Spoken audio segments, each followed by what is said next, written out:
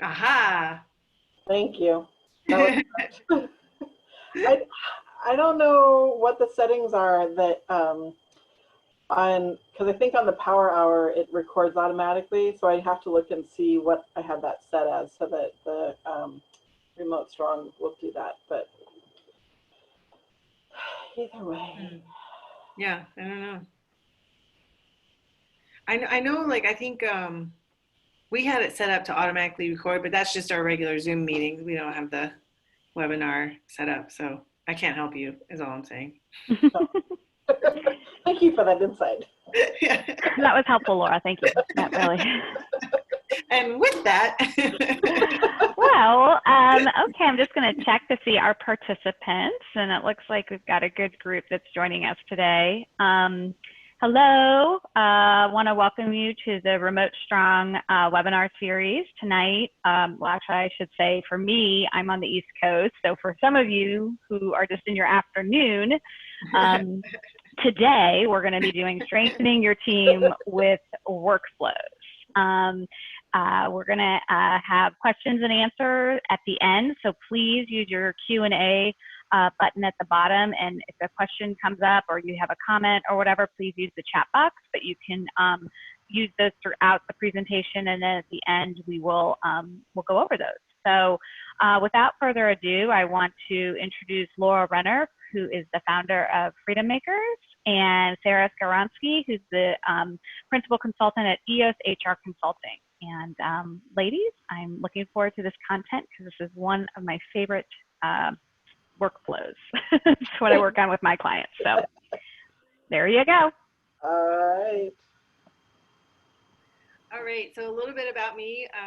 I am a veteran of the Air Force. I'm actually in the reserves as well. So I'm here. You can probably tell it's obvious I'm in a hotel. I'm on duty with the reserves right now. But I founded Freedom Makers because I noticed that we had a lot of small businesses who needed help, but they didn't need like full-time or even part-time help. And at the same time, through my affiliation with the Air Force, I knew how military spouses struggle to find careers or to make careers because they're constantly moving. And so I thought, let's put the two together, and that's where Freedom Makers was born. And we've been doing it now for 5 years. And what we find is with a lot of clients, for them to be successful with growing their business, with delegating, through delegating work, they really need to have good workflows in place. And so since we've been doing it for 5 years, since we've been helping our clients for 5 years, that's part of what led to Sarah and I partnering up to present this series so that we can share what we've learned through running our own businesses as well as helping our clients. Hi, everyone. I'm Sarah Skaronsky with EOS HR, and we work with small businesses who are in need of HR services because anytime you have an employee, there's some sort of HR issue that comes up. And so we focus mainly with small companies, and in doing that, we've had, because most of that is remote, we've had to create workflows and help our clients create workflows for onboarding and offboarding of their employees and making sure that all those processes, all those tick marks are checked so that everything is taken care of properly. So we're excited you're here and excited for this topic because there's a lot of juicy tidbits to learn. If you've been with us, you've been through a few of these topics. If you're new to us, these are all the topics we've presented on so far, and they're on each of our YouTube channels. So we should probably add those channels to this slide for our next one. But we've discussed, how to have a strong battle rhythm, how to build a culture of trust, how to keep it legal, how to define the lanes of authority, lanes of responsibility, and levels of authority. And last time we talked about empowering your team for decisions. So today we're going to talk about workflows. We've got 2 more after this that we're going to share with you guys. And so, like I said, the previous ones you can view on each of our YouTube channels, and then we'll add the rest as well. But also, they all tie together. So you'll hear us today kind of referencing back to other ones. And so that's part of why we have this graphic here, is that we tie them all together. They all build on each other or tear each other down. So when each one is strong, you're building on each other. So that's what we're trying to demonstrate here. All right, so let's get down to business. When it comes to building workflows, what I like to say is there's 3 components to it, and we're going to talk about each of them today. And those are triggers, tools, and actions. And we'll go through each of them and kind of give you some ideas for how to strengthen your workflows so that your team can really just interact without the fog and friction, and they can just move on or move in sync with each other and have it all flow smoothly. I feel like even though we've been saying it, it's like I'm dropping, like, what's the word, like name dropping kind of thing. I'm like, so they'll stay in their lanes of responsibility and they'll trust each other, and they'll Let's have keep referencing back. right? This episode, you'll really see a lot more of the building on the other episodes. This is where everything really starts to connect together as we pull in these workflows, because now we're using all of those tools that we've been talking about for the past couple months and the past several episodes. So it really is those levels of authority, those lanes of responsibility. You're going to hear it a lot because we're really driving it home with the workflows now. Exactly. All right, so we'll jump right into triggers. And this, to me, this is the most important part. And if you get nothing out of today, focus on those triggers. Like, that is the critical piece, in my opinion, in my mind. Because the thing is if you have a business and you're running it, whether you have 0 people on your team, whether you're doing it yourself, or you have a team of teams, the thing is you already have a workflow. And whether that's written down or it's all in your head, or it's like, seems like you're flying by the seat of your pants every time, it's still relatively there, and it's a workflow. So when you want to strengthen your workflows, you got to start with your triggers. Like, look at your gaps and figure out what that trigger is, or what the trigger is not, and therefore focus on creating a trigger that works. And what I mean by that is the trigger prevents the gap, or it bridges the gap, right? I use my hands a lot. And so we'll talk about that more in a second too, but I wanted to give a shout out to this book that's come out. It's called Upstream, and it's written by Dan Heath. And I don't know him at all. This is not like a paid plug or anything. This is just straight up, I love what he writes. And I haven't read this book yet, but that link there is to an article that he wrote regarding the concept of going upstream. And I included the QR code as well. So if you're looking at the screen right now, just point your phone camera at that, and it'll pull up that article to highlight what going upstream means. Basically, the concept is prevention. What do you do to prevent the gap that happens? And in that article, he specifically talks about an example of newborn babies. They put an ankle bracelet on them to help with abduction, reduce abduction.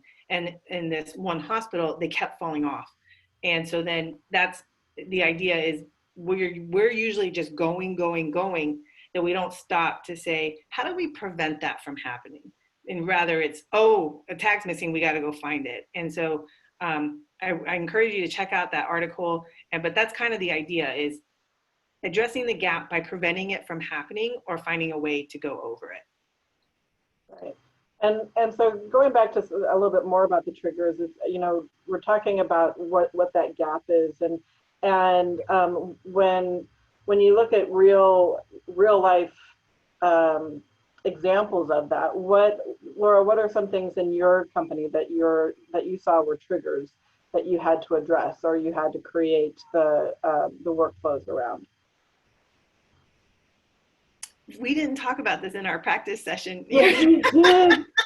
Yes, we did. And we did because we talked about for us, it's really about things like the I-9, different simple forms that we have to do, that we have to use on a daily basis in HR. And being able to focus on those as a trigger, and also knowing that sometimes you need to delve deeper. So, for us, we found a gap where, every employee needs to sign an I-9 form. And not only do every employee need to sign it, but the employer or an employer representative needs to sign it. Within 3 days, right? Within 3 days. There is a time frame on that. And one of the things that we were bumping up against with one of our clients is, and this is more prevalent now with COVID and with everybody working remotely, but at the time, one of our clients, 90% of their employees that they brought on were working remotely. They were out in the field, and we needed to know that so that we could make arrangements, because in California there's special rules, because California likes to be special when it comes to employment laws, and there's special rules about who can actually sign on behalf of the employer. And but we weren't finding out that these were remote employees until the day the person started, and then all of a sudden we were scrambling trying to figure out who can go, where are they? Is it someplace that we could go to? Is it someplace that somebody else could go to? And so we had to take a step back and look at, okay, there is an issue here. And that gap was, is this person remote or not? And so for us, we start our workflow with a status change form, and I'll go more into that later on in the presentation. But we start that with the workflow with a status change form, and by adding a simple check mark that says remote employee, we were able to resolve this issue, because now in the workflow, if that check mark is set, when we're going through our onboarding process, we know that we need to create how we're going to do the I-9 for that employee. Now things have changed with COVID, but yeah, it's at the time somebody needed to physically be out there to do that, and now we could do it simply by adding a check mark. So the other thing is that we're not talking about necessarily technology. Oh wait, well, hang on, if you don't mind, we can go back. Yep. There are types of triggers, right? So triggers can be like time. So for example, paying your company bills, right? So I pay them on the 10th and 25th of every month. So I'll be paying ours tonight, right? So they can be time, or it can be, you're going to check this inbox every day at noon, or this voicemail box every day when you come in the morning, or however. So you can have it set by time, or you can have it set by an action. So in Sarah's example of when that check mark, when that box was checked, then that triggered them into action. And so that's what I mean, where it can be either like time, or it can be something happening with us. When a new client wants to start, we have them fill out a form, and that form triggers us to launch our project in our project management software, Asana, which we talk about all the time, but that helps us, that triggers us into action. So there's just two ways to consider that. Is it time-based, or is it action-based? And then taking that example further, let's say Sarah added that checkbox, and yet you were overlooking it and not noticing that, hey, that was checked and we didn't do anything about it.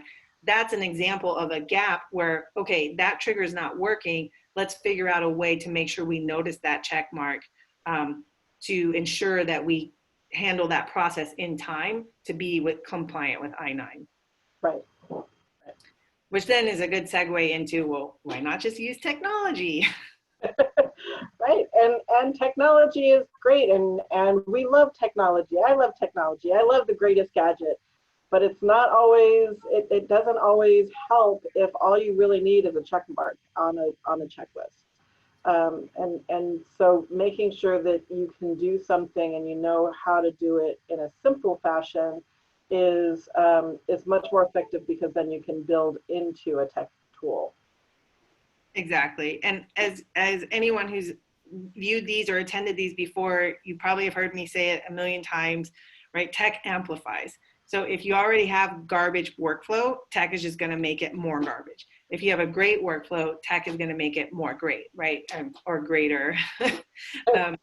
And so that's the thing, is you want to really avoid thinking, okay, the technology will solve it, because I've also seen that happen where people buy a software that really is above their level, not necessarily of comprehension, but rather of what they need. So then it's overly complicated, it's overwhelming, and they end up just not using it. I mean, I was guilty of that. Sarah, I think you've gone through that too, and we've seen clients go through that, because it's the nice, shiny, beacon on the hill that everyone has and everyone raves about, and then really it's not what you need in that moment. And so if you have your workflow in place, then it's easier to find technology that will fit that more closely than just the hottest, latest thing. And at the same time, if you are using technology already for your workflows, I've seen the gaps can be getting two technologies to talk to each other. And sometimes you can solve that with other tech tools. Other times that's where you need to have some sort of human gap, human trigger in place, right? So like, let's say, you know, with Sarah's example of the checkbox, let's say, you know, that checkbox then was supposed to trigger filling out, getting the form ready, but you still need someone to go launch the form, right? And maybe there would be a technology tool that would do that automatically, but if not, you still need someone to go do that. And that's where you want to look at, okay, is the right person doing it? And if not, can I move it up earlier in the stream? Right. And the other thing to be careful with tech tools is that there's a implementation and learning curve to those as well. So if you are super busy and you just need to make sure that all the steps are getting done, at that moment is not the time to implement any type of complicated tech tool. Now, if you can do one that's simple, where you're just creating a checklist, an online checklist, and then you can build on that, which is one of the nice things about like Asana as a tool and some other tools. You can take that entry level basic checklist and put it into a tool like Asana, and then start to add on some of the other features that Asana has, or some of the other features that you can integrate with as you get more time, because you now have this process in place, this workflow in place.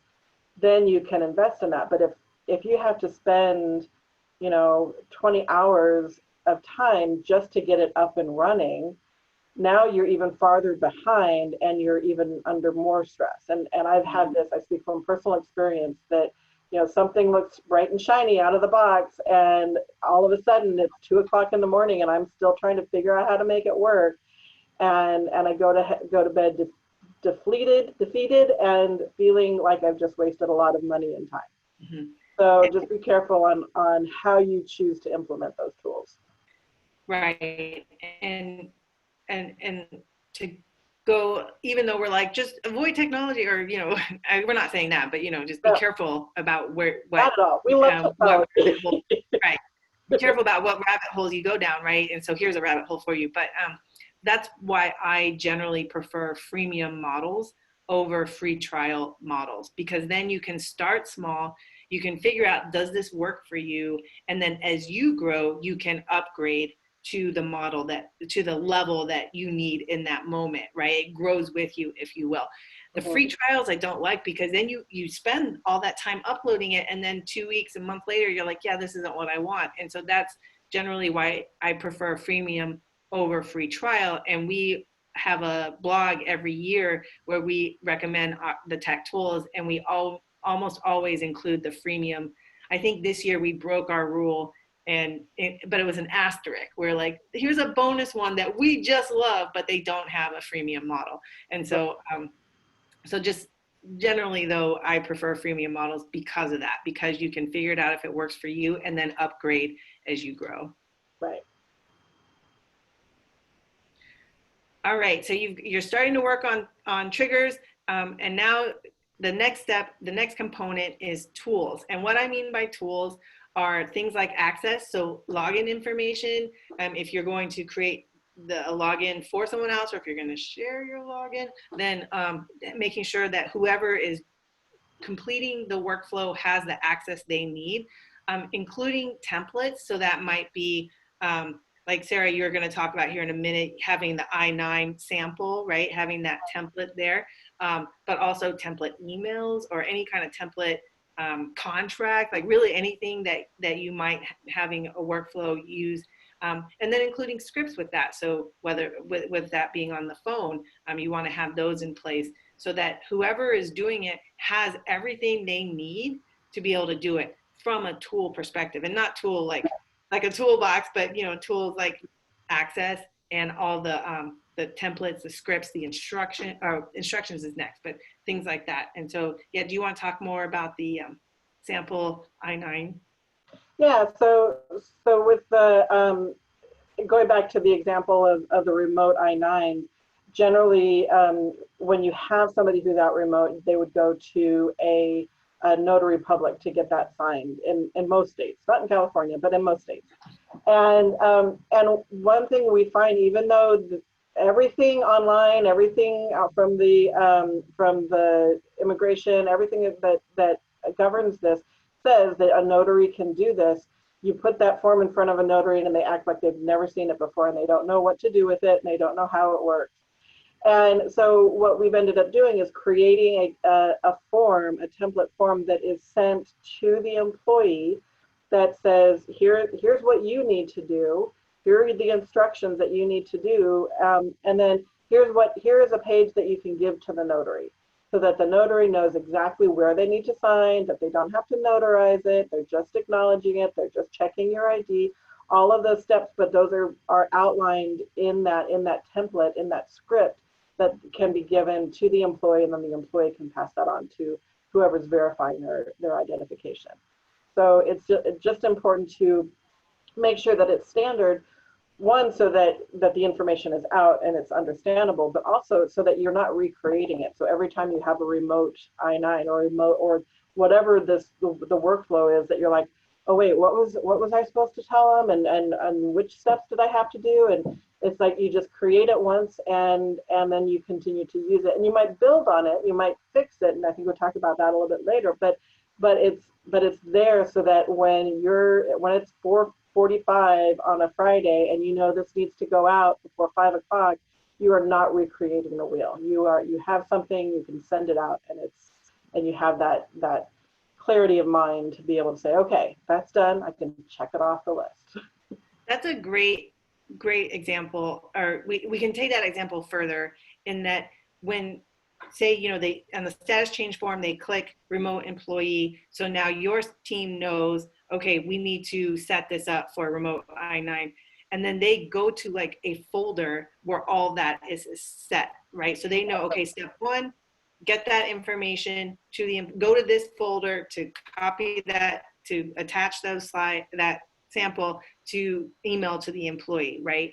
And then maybe you have a shared, not shared, saved template email that you send to the employee. And I remember in Outlook, you can even have the attachments already in there. You just have this template, right? So then they just got to go in, type the employee's name in an email and hit send, right?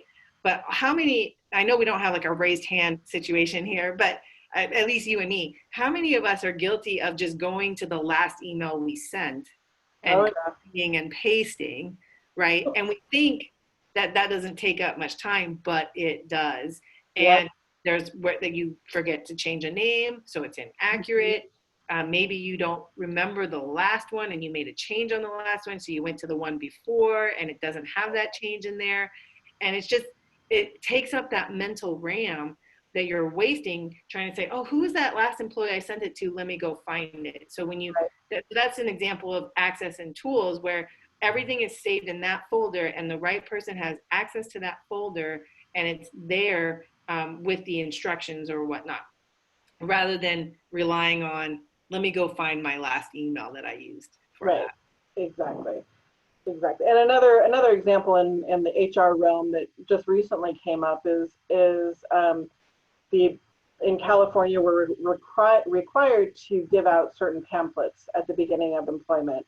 And the California EDD and the DOL and all these, they will go in and they'll make a change. And I don't even know it, like you could probably compare them side by side and they don't look different, except maybe the font is a little different or something.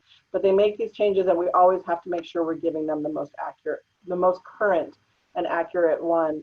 And making sure that we're using that takes time. And so one of our triggers that we just put in this week was with our generalist. I asked her to once a month go in and check for any updates so that we have access to that. Because what I was finding was I was going out, anytime I was sending it, I was going out to the EDD site and pulling the most recent one down because I didn't trust that we had the most recent one. And that is more time, more mental RAM, all of that. And now we have within our own workflow to make sure that we're keeping up on that. So it's, I mean, it can, when we're talking workflows, we're talking things that could happen once a year or once a month, and things that happen on a daily basis. Exactly. Exactly. And that's why like we keep saying triggers, because it's like, okay, I want this to be faster or easier. How do I do it? Just think about what's the trigger, right? So in your case, it's like, well, let's just go once a month rather than go every time, right? Right, You exactly. change trigger from a new hire to once a month. Yeah. All right. And then the third component of a workflow is actions, right? So that's kind of the give me. I think that's what everyone just automatically thinks of. Like, what are my steps that I do or that need to be accomplished? And so that's why we leave that one for last, because the first two are ones that I think are often overlooked, especially the triggers one, right? But then also it's like, oh, I can't tell you how many clients start with us and they're like, oh yeah, I need to give you an email address. And it's like, you could have done that before. I mean, not it doesn't, it doesn't frustrate us, but I just things that like that I noticed that they don't think about, oh, I need to give them access to these accounts in order for them to do what I want them to do, until they ask them to do what they want them to do. Right. And so then if you're the owner and you're in that situation, are you willing to stop what you're doing to give them access? But if you're thinking about it while you're improving your workflow, strengthening your workflow, then it's on your mind and you can take care of it then. So that's why we put tools in front of actions as well. Right, right. And those checklists, these are things, I mentioned before that you can expand on these. So, any kind of flow chart or checklist or SOP, they shouldn't be a one and done. This is something that as you're going through it, when you create it, then you need to test it. And once you test it, it's important to say, oh, wait, I missed a step, or this didn't get done. Why didn't this get done? Oh, it wasn't in the checklist. So we need to go back and make sure that's in there, because they shouldn't be a stagnant thing, but they should have all of the details you need. Mm-hmm. And so when you're talking about checklists and going back to having the tools and having all that information, the SOPs, all of that should have the details so that somebody doesn't have to guess what your shorthand of an item is. Because sometimes I go back to a checklist that I typed up quickly and I'm like, what did I mean by that? And so it's really important to make sure that there's a description of why are you doing this? Where do you find this information? How does it, like, what logins do you need? All of that is within that SOP or within that checklist instructions, so that you can follow through on the actions and not be stopped at every step going, okay, where was that login? Where do I find that? How do I do this step? It's all right there within the workflow. Right. And you may notice we included 3 options here. And the reason why is because it's really whatever you prefer and how you operate. Like me personally, I love checklists. I think a lot of us do. We love just checking things off as we complete them and then seeing our progress, right?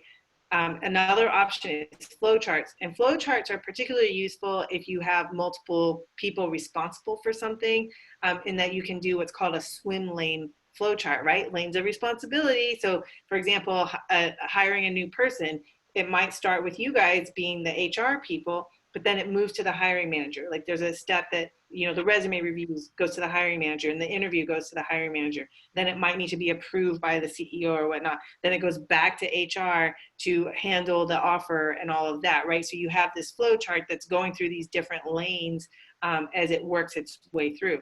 That said, visually, I like looking at them. Honestly, I don't understand flowcharts, like all the different shapes and whatnot. So when they're like, build your flowchart, I'm like, no, I'm just going to go with my nifty difty checklist. And so, and then some people prefer to write out.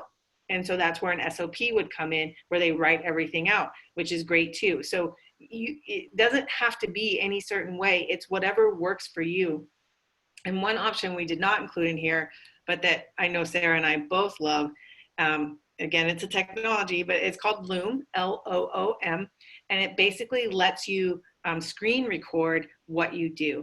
And so if you don't want to sit there and write out everything you do, the next time you're doing it, just hit Loom and hit record, and then you can send it to someone who can then codify it for you. And so recently we turned over, I let go of payroll. Finally, that was like a big milestone for me. It was like one of the last things I'm like, oh, I can't let it go. But I let it go, and I just hit Loom, went through my whole process, which that day I think took about an hour and a half or 2 hours, sent it to Erin, and she built an Asana project out of it, so that she can now do it, and she has all the steps that she needs to follow based on that Loom. So that's also an idea for capturing how you do it so that someone else can watch it and replicate it. Right, and using a tool like Loom is really good, because when you're creating it yourself, sometimes you miss those steps. You miss over a section because you just know to do it. It's just ingrained in your memory that you do this. And I found this as I was creating SOPs, and I think I even mentioned this on one of our previous episodes, that I have, my nephew is now currently helping with doing the marketing for this, but I knew what I did, and I documented it all, but all of a sudden there was something that wasn't done. And when I went back to the checklist, it wasn't even on the checklist. So it wasn't that he didn't do it because he just skipped it. It was that I didn't even tell him to do it. And that was, part of my own muscle memory. I knew it had to be done, but I didn't get it documented. So having something like Loom where you are actually physically doing it, and then having somebody else come in and document that for you, can be very helpful to make sure that all of the steps are captured. We didn't talk about this, and we didn't necessarily include it in our content, but it also, in the past, we had talked about building a culture of trust, and that being around communication. And I think when you have, just hearing your story with you and your nephew, like when you have something documented, then it also creates that transparency, and to be able to communicate and be like, hey, you told me I need to do this. I don't have access to that. Can you share your login, or can you create an account for me so that I can go in and do that?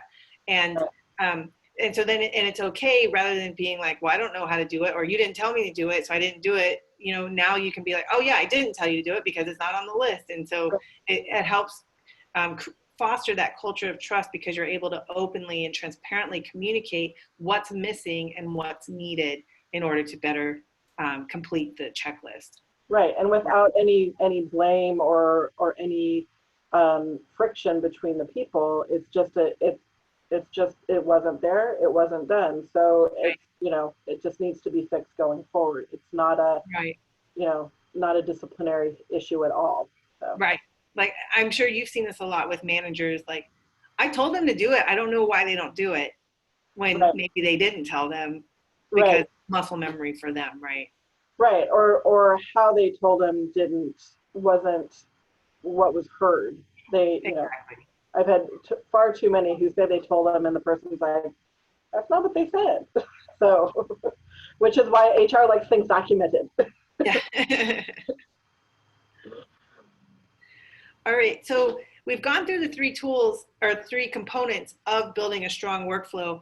And so now we want to spend the rest of this time kind of outlining other things to make it even stronger, right? And so, as you've heard us allude to already, having the lanes of responsibility, which was a previous episode, really, when those are clear, then it also kind of makes it easier to designate who's doing what in the workflow. When okay, this person's lane is taking care of X, Y, and Z. Oh, the X, Y, and Z are steps 3 through 6 on my workflow. They need to be the ones doing it, and then they're going to hand it off to whoever is going to take care of steps 7 through 10, and they're going to receive it from whoever took care of steps 1 and 2, right? And so the lanes of responsibility feed into that strengthened workflow, because you're able to really designate who's doing what in the workflow. Right, and it just makes it much easier for people to move through the workflow, so that there is not confusion, and there is not somebody feeling like they're burdened with everything. It becomes a true team atmosphere and a true team project. Right, and I was joking when we practiced about adding yet another analogy, but it helps if you think of like the track runners when they're passing the baton. right? So if one lane knows they're responsible for steps 3 through 6, they know they need to hand it off at step 7, and they need to hand it off so that the baton doesn't get dropped. And the person responsible for step 7 knows they need to be there to pick it up, right? And Right. so, and when you have that as we were talking about, that culture of trust, that clarity, and then a strong workflow, then that helps, right? At the same time, that's where gaps might exist, and that's where you'll want to review triggers. Does person responsible for step 7 is the baton being passed off correctly? And is there something the person doing step 6 can do better to pass it off? I know that's kind of vague.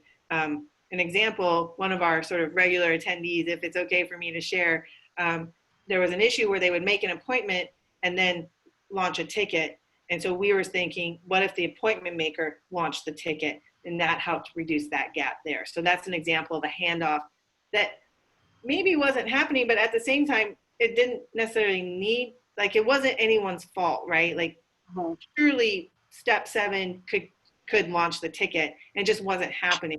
So we thought maybe let's try step 6, being the one launching the ticket. Right. And again, it goes back to looking at the gap, right? And figuring out what that is. So.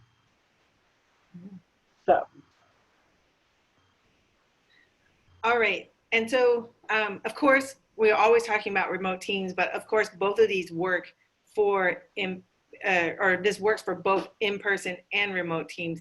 However, I think with in-person teams, it's a little bit easier to make sure the baton doesn't get dropped. At the same time, that makes it a little more phonetic. So therefore, you want to make sure that works smoothly as well. But there are things that are unique to remote teams that you want to make sure you're considering. And that is the idea that I like to call batching. So does it make sense to do it throughout the day, or can you just do them all at once, right?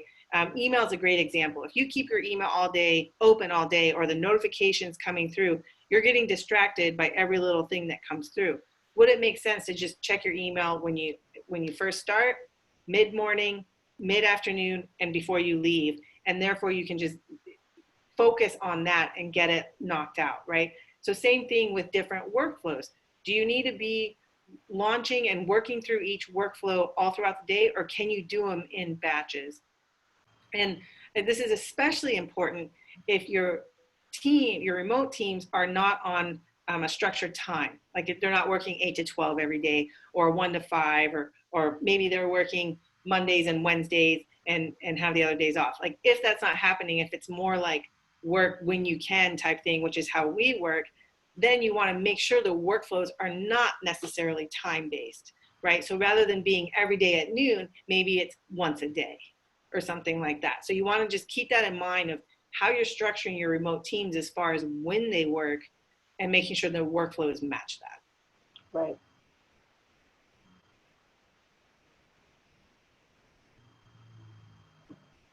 All right. And I've mentioned a couple times about reviewing your workflows and making sure that these are not set in stone and they're not stagnant. And especially when you're bringing new people on, or when you're training new people, that you review what those workflows are and make sure that they're still relevant, and all the steps are still relevant. Right now with our clients, we're working with some clients who are in the process of implementing new systems.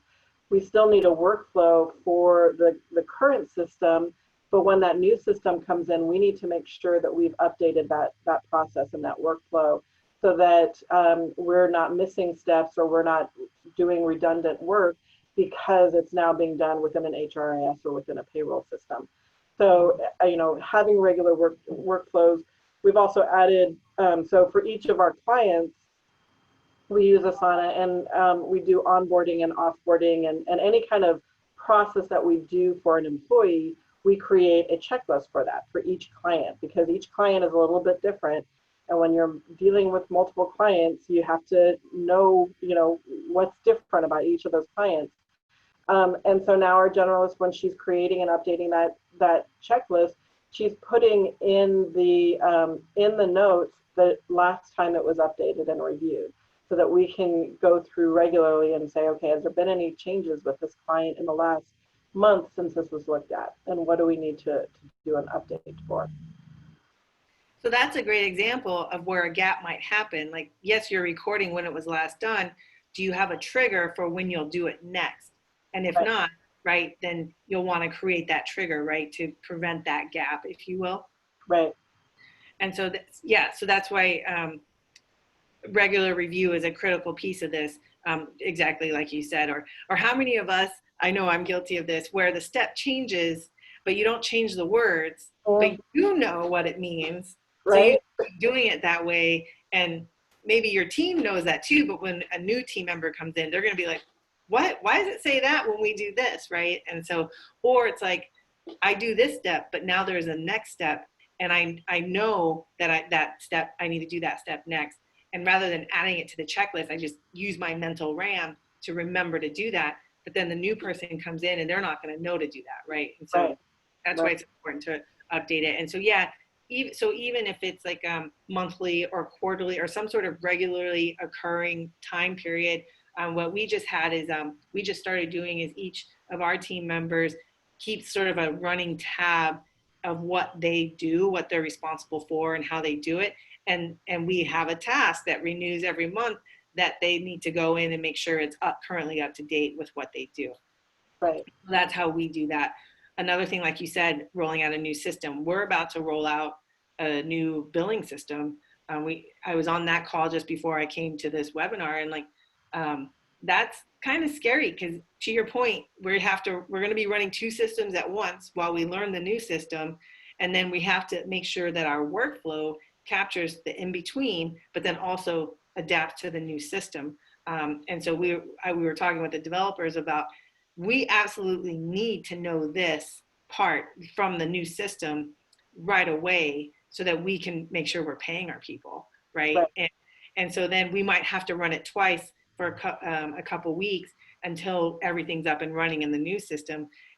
But also just making sure that we update the workflow to include the new system, right? So that's why we're saying when you adopt a new tool, for us, it's a whole new time tracking and billing software. That's really going to change how we handle payroll, how we handle client management. So we want to make sure we update our workflows to incorporate that. Right. And the last part about this is what I like to call white space. And that's really just time to think. In that upstream article that I referenced earlier, he calls it slack.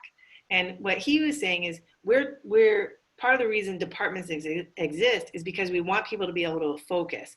And that's how they're able to be efficient, right? So if I'm only focused on HR, or I'm only focused on marketing, or I'm only focused on operations or whatever, then you're more efficient. But the problem with that is they said it leads to tunneling, where that's all you're focused on. So you don't really have time to stop and say, hey, that baton keeps getting dropped. How do we prevent that, right? And so you want to make sure you're giving your team what I call white space, what he calls slack, but it's just time to like stop and think and have a meeting and say, hey, this problem keeps happening. What can we do about it? And so like us at Freedom Makers, we have a quarterly meeting where we talk about, hey, what's been going well? What do we think could we do better? And then we come up with basically a project plan for what we want to accomplish in the next quarter based on those things that we think are priorities for us to improve. Yeah. And I think, that really goes back to that whole conversation about trust and communication and allowing your team to have that voice. And it's interesting because just today I have a daily team meeting, and I had my team meeting with today, and one of the team was talking about an expectation that I had that had to do with how they're tracking their time. And but we ended up having this long conversation about how they can track their time more efficiently and what that workflow would be, so that I have a better idea of, are they working on client work, or are they working on company work, or is it, admin time? But having that space in that meeting and having that trust within the group of being able to say, hey, I know this is what you expect of me, but I don't know that I can do this under these certain circumstances, and giving that flexibility to say, okay, well, let's talk about how we can improve that process. and we came out of it with some great ideas, and that I was able to change those triggers within 5 minutes in QuickBooks. Mhm. So it's important to like I said, this is not set in stone. You have to be flexible, and you have to keep moving and massaging the process until it's really good, and then keep looking at it, because new tools and new toys and new technology will come out. But it's never a one and done. Life is changing far too quickly. I do want to bring that back around to when we talked about earlier, like sometimes you don't need a big fancy tool. Sometimes it's simply adding a checkbox, right? At the same time, I don't want to minimize. Sometimes it is a big thing, right? Like for us, changing our time tracking and billing is a big, big change for us, right? And it was important and it was necessary. And so I'm totally fine with it. But um, uh, what I'm trying to say though is, like, if it's overwhelming, like, oh, I need to create a whole new workflow for all these little things, start small. Start on one section. Start with just that check mark and work your way through it. It doesn't have to be all changed at once, all perfect either. Unless, of course, you're doing your billing and subscription system, then you need to change it all at once. Or time tracking billing, but it's been a long process. I mean, this has been yeah. something that I know you've been working on over time. And so it's also important that same white space goes with when you're making a huge shift like that. Don't expect to have that checklist or that SOP or whatever within a day or within a couple hours. You have to look at the magnitude, or the what's the opposite of magnitude, but the whatever the small, however small or however large that is, and be realistic about the time it's going to take to create that, and give yourself the space to do that, because otherwise you're either not going to have all the information, or it's going to be kind of a half-assed thing, and you're still going to be stumbling over it and using that mental realm to get the process done. Exactly. All right. So then with that though, especially, I feel like no one talked about contingency plans until COVID happened. Oh, yeah. Now it's like all on our minds. Yes. So I'll start this by saying, I guess I'll start from the bottom up around business continuity. So for me, I remember hearing in the past about, businesses should have emergency disaster plans. They should know how to react when, say, or tornado hits or hurricane and just knocks out your office with all your files in it. What are you going to do, kind of thing. And I always thought, that doesn't apply to me. I'm completely remote.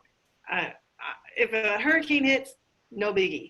I mean, of course, not taking away from the devastation of a hurricane, but just saying, like, it's not going to impact necessarily our company documents or whatnot, because we run everything online, right? Now that I've been saying that for like 5 years now. I'm like, unless we lose electricity and we can't get online. But anyway, I'll have to rethink that. But then I realized with COVID is that it was more the impact, or I used to always joke that our business would be impacted if Google went down. And if Google went down, the whole world is ending. So I don't need a contingency plan. But then with COVID, I realized the contingency plan is more, it's not just about your physical assets. It's about your human capital as well. And so in our case, it was like, if something happens to me, what happens to the business, right? And so because of that, we started building out our continuity plan, which really just shares with my team, where are our files? What is our insurance policy? How do you access our bank accounts? Who should you call if I win the lottery and go buy an island without telling anyone, right? Like, that's the positive way to put it, right? And so we captured all that, and we also put in a trigger to check it. I think we put it once a month or once a quarter. I can't remember when it was, but to make sure we're keeping it updated with any new people that we start interacting with, or if we change our insurance policy or anything like that. So that's important. Like, don't think just about physical assets, but also about human capital, which kind of goes back into that backup roles as well.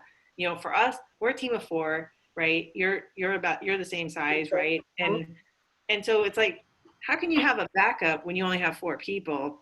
But really, it's more like, okay, If Erin's out sick, Wilma's able to fill in for her. Wilma can't do it exactly like Erin does it because Wilma doesn't do her job every day, but we have enough steps in there that she could figure it out to get by, right? Until either Erin came back, or if it was a long-term departure, until Wilma has made it her own, right? And so we have that where for every single function, every single lane of responsibility, someone else is able to step in and fill in for that when and if necessary.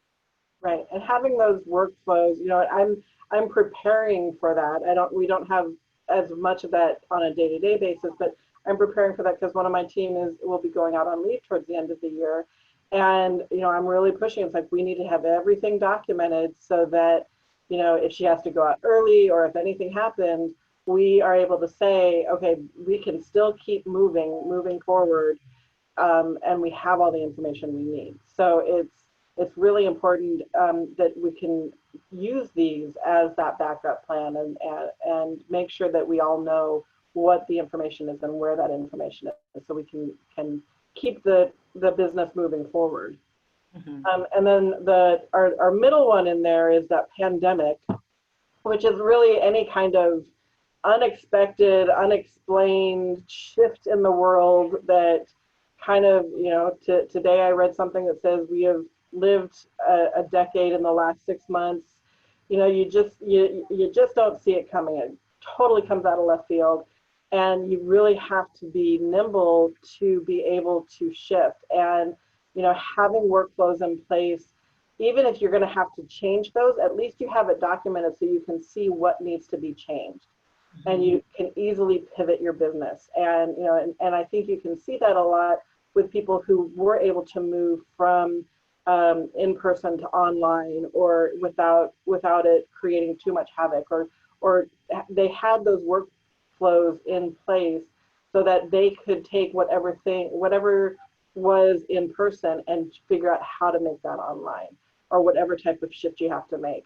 And so it just gives you a little more comfort in knowing that whatever life throws at you, you can stand up to it and be able to continue on. It goes back to that mental RAM. If you have your workflows up here, then when you have to pivot, you don't have any space to figure that out. And so if all that is outside, now you have the space to be like, oh, okay, I need to go this way or go that way. And you have the gig space to install a new program. Yes. I need to stop my analogies, but well, and at the same time, the pandemic, this has caused so much stress and anxiety in itself. And if you're dealing with that stress and anxiety and your own mental wellness, not to mention if you actually got sick, but your own mental wellness around this, and you're trying to keep those workflows going in your head, you have nothing left. And so it's just for your own mental health, please get it documented. Please put it down on something that you can go back and check those boxes or follow those steps, because you just don't know, and you need to be able to take care of yourself mentally in these weird times, because right now it's a pandemic, and we were joking that we still don't know where the killer hornets murder hornets are. Like they're still somewhere out there in the world, and we don't know where those are and what's going on. But it's, we really need to be able to take care of ourselves mentally, and having these things documented will take that little bit out of having to remember and having to manage in our heads. All right, we've got 6 minutes left, so I want to make sure we go through. Oh, our case studies.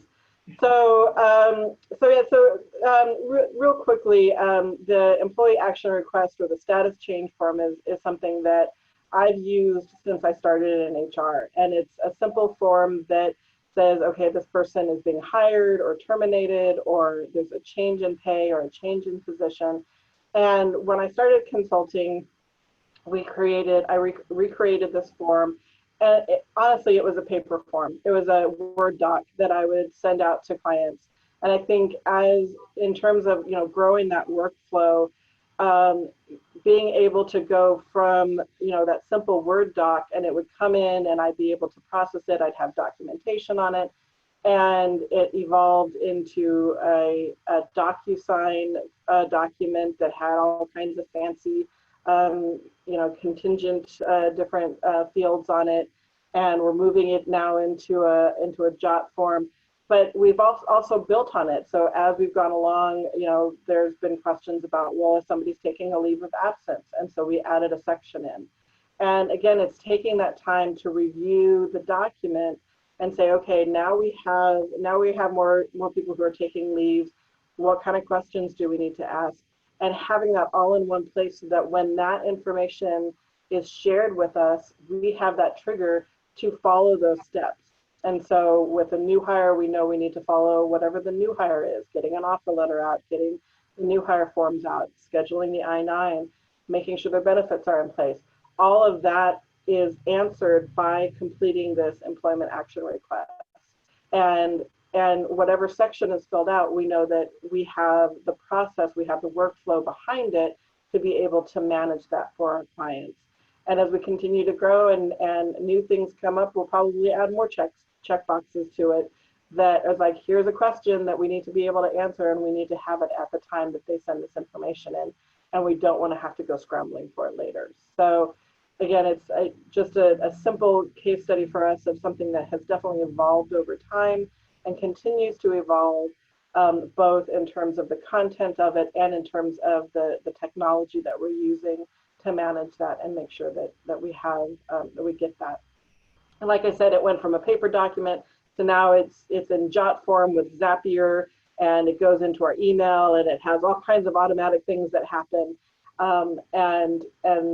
And then that triggers off our Asana checklist. So great.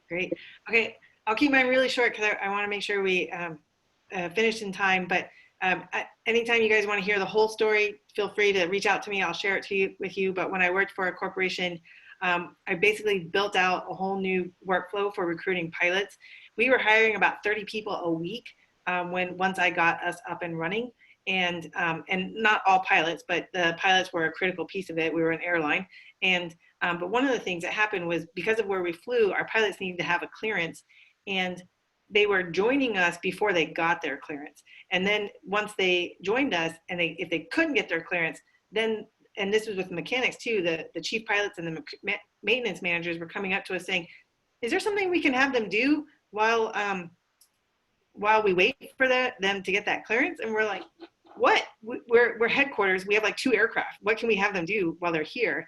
And so basically what I did is I moved that so that where they had to have that before we gave them a hire date or start date. And so that was, that really, really helped us meet our recruiting numbers. So I'll leave it there, and then we'll go into our offers, and hopefully you don't mind sticking around for some questions.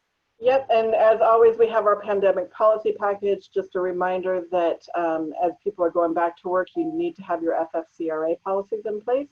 And the regular price on this is $149, and it's going back to $149 as of July 1st. So if you don't have your policy package set up yet, please feel free to reach out to us at go.eoshr.com/COVID.